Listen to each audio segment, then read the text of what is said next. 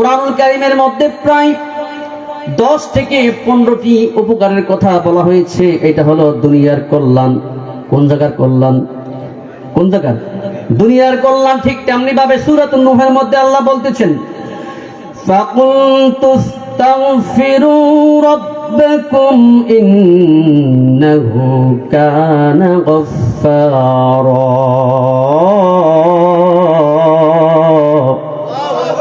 আর যদি বলি আল্লাহু আকবার।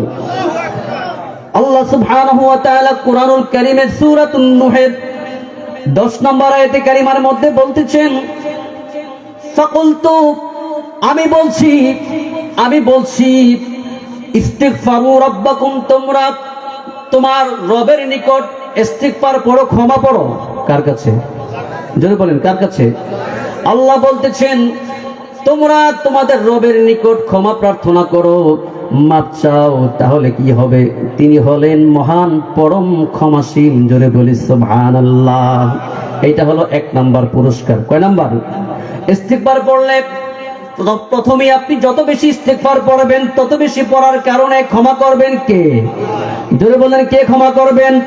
আল্লাহ ক্ষমা করবেন। আল্লাহ নিজেই বললেন যদি বেশি বেশি ইস্তিগফার পড়ো, আমার কাছে ক্ষমা চাও, তাহলে আমি আল্লাহ ক্ষমা করব। এটা হলো 1 নাম্বার পুরস্কার। এটা হলো 1 নাম্বার পুরস্কার। 2 নম্বরে বলা হচ্ছে ইউরসিলুস সামাআ আলাইকুম মিদরারা। জোরে বলি আল্লাহু আকবার। আল্লাহ সুবহানাহু ওয়া তাআলা তারপরে 2 নম্বরে বলতেছেন যদি তুমি বেশি বেশি করে ইস্তিগফার পড়ো তাহলে কি হবে? যখনই তোমরা জমিনের মধ্যে তোমরা দেখতে পাচ্ছ বৃষ্টি হয় না, অনেক সময় এমন হয় কি হয় না, একটা সময় দেখা যায় আমাদের দেশের মধ্যে প্রায় 10 দিন 15 দিন 1 মাস 2 মাস বৃষ্টি হয় না। এমন প্রচন্ড রৌদ্রের তাপ হওয়ার কারণে জমিনের মাটিগুলো ফেটে যায়। এমন হয় কি হয় না? ওই গরম আমরা সহ্য করতে পারি না। হয় কি হয় না? আল্লাহ বলতেছেন ও আমার বান্দা, যদি তুমি বেশি বেশি করে আমার কাছে ইস্তিগফার পড়ো তাহলে আমি আল্লাহ তোমাদেরকে আমার রহমতের বৃষ্টি দ্বারা আমি ভরপুর করে দিব। আর যদি বলি সুবহানাল্লাহ। 2 নম্বরে বললেন রহমতের বৃষ্টি দিয়ে ভরপুর করে দিবে। আবার অনেক সময় সব বৃষ্টি কিন্তু রহমত হয় না, ঠিক কি না? দেখা যায় অনেক সময় টানা 1 সপ্তাহ 10 দিন বৃষ্টি হয়, সেই কারণে ফসল নষ্ট হয়ে যায়। এমন হয় কি হয় না? ওইটা হলো আল্লাহর গজব অথবা ঈমানি পরীক্ষা। কি? আল্লাহর গজব অথবা ঈমানি পরীক্ষা। কিন্তু যখন আপনার বৃষ্টির প্রয়োজন, যেই সময় বৃষ্টির প্রয়োজন ওই সময় যদি হয়, ওইটা হলো রহমত। ওইটা কি? ওইটা হলো রহমত। ঠিক তেমনি ভাবে 3 নম্বরে আল্লাহ সুবহানাহু ওয়া তাআলা বলতেছেন ওয়ায়ুমদিদকুম বিআমওয়াল। আল্লাহু আকবার।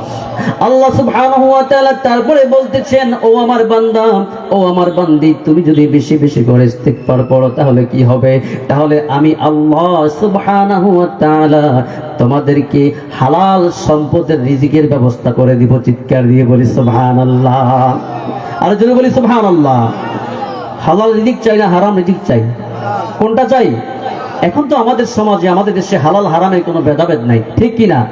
কে মারবে, কারে ধরবে, কে কার হক নষ্ট করবে, কে কিভাবে কাকে ঘায়েল করবে, ওই চিন্তায় সমাজের মানুষগুলো পায় তারা, ঠিক কি না?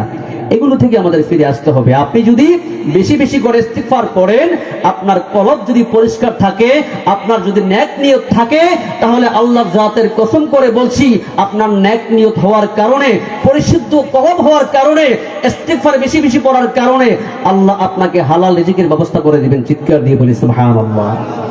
তারপরে 4 নম্বরে বললেন ওয়াল বানিন। আমাদের দেশে, আমাদের সমাজের মধ্যে অনেক মানুষ আছে, অনেক স্ত্রীরা আছে, আমাদের মায়েরা আছে, একটা সন্তান হয় না, ঠিক কি না? দেখা যায় যুগের পর যুগ চলে যায় কিন্তু কোনো সন্তানের মুখ দেখে না। আছে না নাই? আমার আল্লাহ আমাদের কি কোরআনের মধ্যে শিখিয়ে দিচ্ছেন ও আমার বান্দা, ও আমার বান্দি, যদি তোমরা মিলেমিশে সবাই যদি অধিক পরিমাণে ইস্তিগফার পড়ো তাহলে আমি আল্লাহ সুবহানাহু ওয়া তাআলা ওয়াদা করেছি কোরআনুল কারীমের মধ্যে আমি তোমাদেরকে নেক সন্তানের ব্যবস্থা করে দিব। চিৎকার দিয়ে বলি সুবহানাল্লাহ, আর জোরে বলি সুবহানাল্লাহ। তারপরে 5 নম্বরে বললেন ওয়ায়াজআল লাকুম জান্নাত। আল্লাহু আকবার। আমার আল্লাহ সুবহানাহু ওয়া তাআলা তারপরে বললেন, ও আমার বান্দারা, তোমরা জমিনের মধ্যে যখন তোমরা ফসল চাষ করো, ধানের চাষ করো, আমরা গ্রামের মানুষ করি কি করি না? করেন না? আমার কথা বুঝতেছেন? কোনো সমস্যা হয় একটু সাড়া দিয়ে, তাহলে আমি বুঝতে পারবো যে আমার কথাগুলো আপনারা স্পষ্টভাবে বুঝতে পারছেন, তাহলে আমি বুঝতে পারবো। আমরা গ্রামগঞ্জের সাধারণ সহজ সরল মানুষ কৃষিকাজ করে কি করি না? আমার আল্লাহ এই কথাই বলেছেন, ও বান্দা, তুমি যদি বেশি বেশি করে ইস্তিগফার পড়ো তাহলে কি করব? আমি আল্লাহ তোমরা জমিনের মধ্যে যেই ফসল করবা, যেই ফসল করো না কেন, ওই ফসলের মধ্যে আমি আল্লাহ বরকত বাড়াইয়া দিব। বলেন না সুবহানাল্লাহ। বরকত বাড়াইয়া দিবেন কে? যিনি বরকত বাড়াইয়া দিবেন তিনি কে? আরো জোরে বলেন, তিনি কে? ফসল করলে আমাদের ফলফলাদির মধ্যে বরকত বাড়ায় দিবেন, সমৃদ্ধ করে দিবেন। তারপরে আল্লাহ 6 নম্বরে বলতেছেন এই আয়াতে কারিমার শেষের দিকে, ওয়ায়াজআল লাকুম আনহারা। জোরে বলেন আল্লাহু আকবার। 6 নম্বরে আল্লাহ বলতেছেন ফসল করার জন্য পানির প্রয়োজন আছে না নাই? পানি ছাড়া ফসল করা যাবে? এই যে ধান ক্ষেত করতেছেন, বিভিন্ন ক্ষেত খামারি করেন, পানি ছাড়া সম্ভব? পানি লাগবে না? আল্লাহ সেই কথাই কোরআনুল কারীমের মধ্যে স্পষ্ট ভাবে বলছেন। আল্লাহ বলতেছেন, ও আমার বান্দারা শোনো, তোমরা যদি যে ফসল করো জমিনের মধ্যে, আমি আল্লাহ রহমতের পানি, নহর, নদী নালা, খাল বিল আমি তোমাদের জন্য ব্যবস্থা করে দেব। চিৎকার দিয়ে বলি সুবহানাল্লাহ, আরো জোরে বলি সুবহানাল্লাহ। এগুলো হলো দুনিয়ার উপকার। এই উপকারগুলো চাই কি চাই না? জোরে বলতে হবে, চাই কি চাই না? অবশ্যই যদি চান তাহলে কি করতে হবে?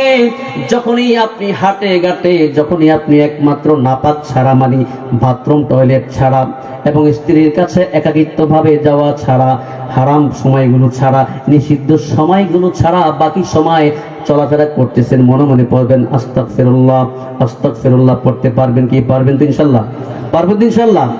যদি আপনি এই আমলটা করতে পারেন তাহলে কি হবে? নেক নিয়তে মানুষকে দেখানোর জন্য নয়, একমাত্র আমার আল্লাহ এবং তার হাবিব রাহমাতুল লিল আলামিনকে রাজি এবং খুশি করার জন্য যদি আপনি এই আমলটা করতে করেন তাহলে এই একটা আমলের দ্বারাই আপনি আমার মহান মনিবের কুদরতি কদম মুবারকে জায়গা পাবেন। চিৎকার দিয়ে বলি সুবহানাল্লাহ।